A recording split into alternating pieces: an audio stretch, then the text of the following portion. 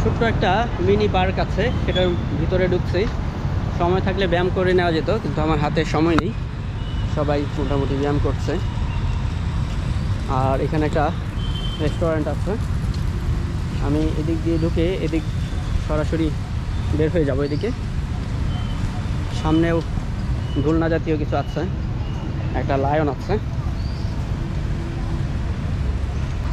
এখানে বাচ্চাদের খেলার খুব ভালো একটা জায়গা, এবং এটা বোধহয় বাচ্চাদের জন্য উন্মুক্ত।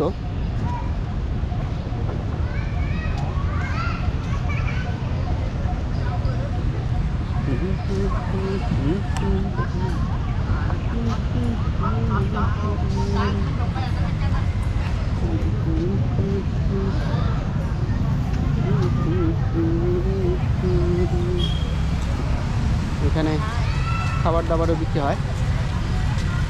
বের হলে স্কুটি পাওয়া যাচ্ছে।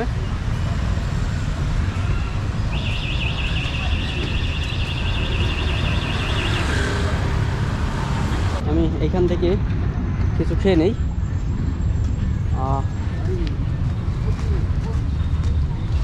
এখানে বিভিন্ন জায়গায় খাবার পাওয়া যাচ্ছে। আমি তো মেনুতে দেখি। Noodle chicken, noodle beef, seafood. Or locha. This one? Yeah. Yeah. This one?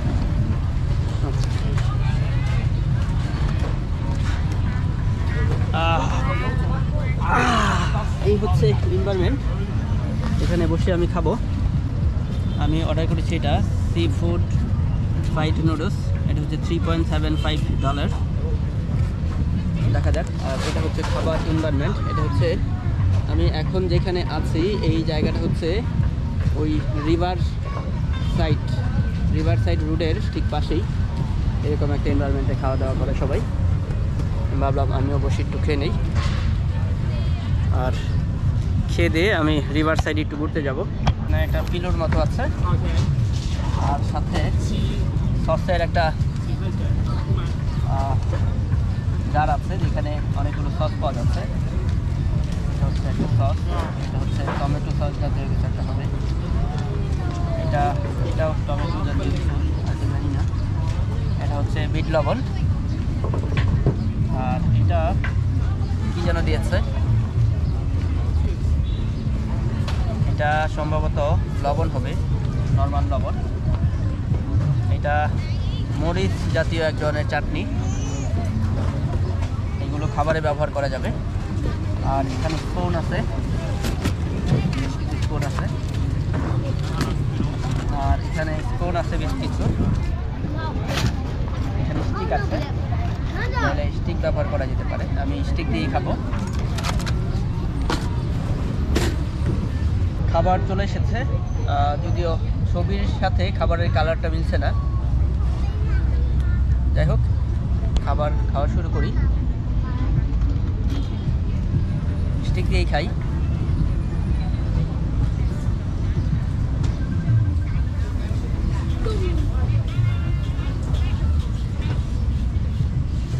পা খেয়ে খুব একটা মজা পেলাম না, দুঃখজনক।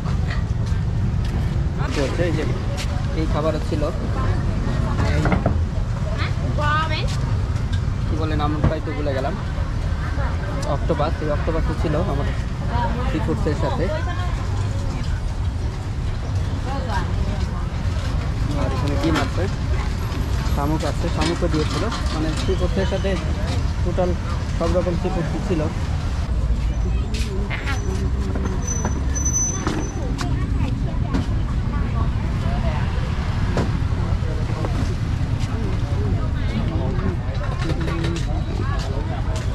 এটা একটা নিয়ে নিই। Hello, one. আমি এটা একটা নিয়ে নিব। New milk.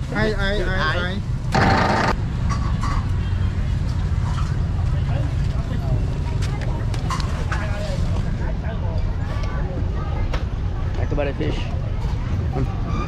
মোটামুটি খারাপ না। পুরো এক গ্লাস, 4000 রিয়াল মানে $1। 120 টাকায়।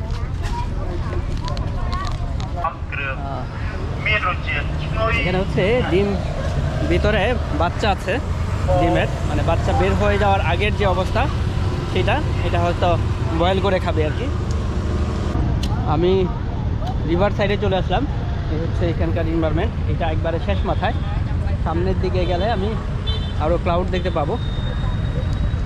আর এখানে কমন একটা খেলা যেটা আমি ভিয়েতনামেও দেখেছি, পা দিয়ে খেলে।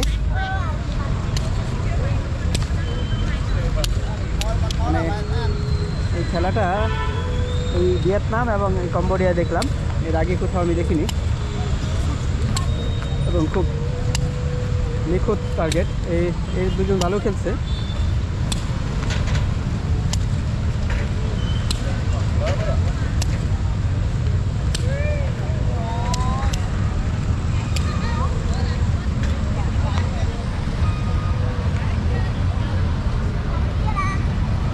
এই মারলো, এই পিছন দিয়ে মারলো, পায়ের পাতা দিয়ে মারে।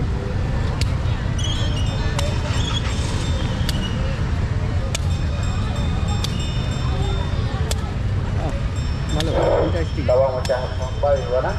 এখানে বোট দেখা যাচ্ছে, বোটের উপরে রেস্টুরেন্ট।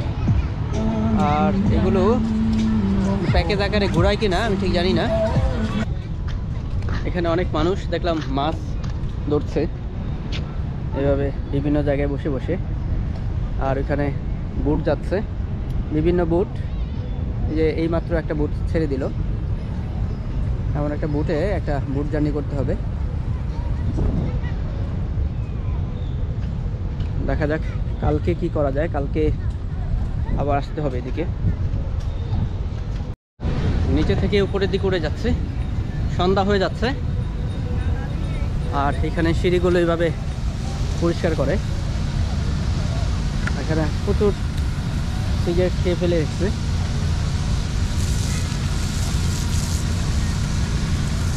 আর এই বোটটা রেডি করতেছে।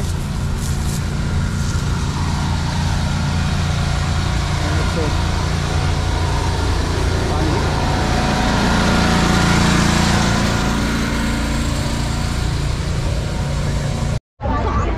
হঠাৎ করে বৃষ্টি চলে আসলো।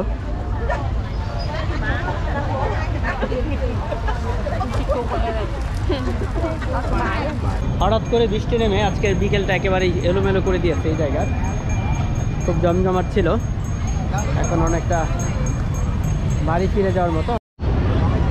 আমার যেই পিছনে ফেরি পারাপার হচ্ছে, অসংখ্য মোটরসাইকেল একেবারে জাগ ধরে নামছে মোটরসাইকেলগুলো।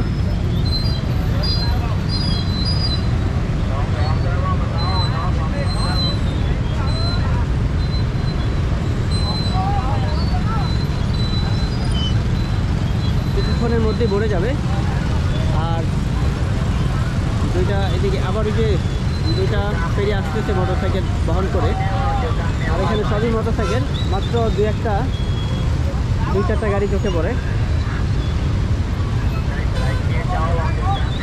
এই এটা ভরে গেছে, সামনের ওটা ভরে গেছে প্রায়। এখন আরেকটা নামছে, এই গাড়ি লেগে যাচ্ছে।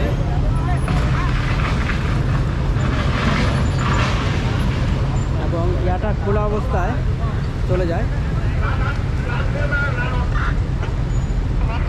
বন্ধ করে দিয়েছে। মানে এত পরিমাণ গাড়ি যে আসলে ট্রাফিক দিয়ে কন্ট্রোল করতে হচ্ছে। মানে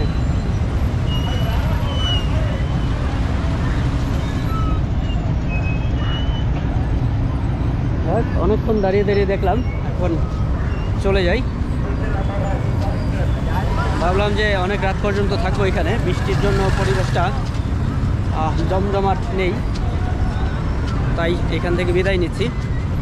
আর আলোর কেমন যেন স্বল্পতা, আকাশ একেবারেই মেঘলা হওয়ার কারণে খুব অল্প সময়ের মধ্যে। আর ফেরির যে ফেরির টুলগুলো এখানেই সংগ্রহ করে, এখান থেকেই টুল সংগ্রহ করে গাড়িগুলো ছাড়ে, এবং যে গাড়িগুলো আনলোড হয় সেইটা এইখান থেকেই টুলগুলো সংগ্রহ করে। হ্যালো, এটা হচ্ছে টুল বক্স। আমি যে রাস্তা দিয়ে হেঁটে যাচ্ছি এখানে প্রচুর স্ট্রিট ফুডের দোকান এবং দোকানগুলো মোটামুটি যথেষ্ট বড় সড়ো। আর এই জায়গাটা নতুন বছরের জন্য সাজাচ্ছে।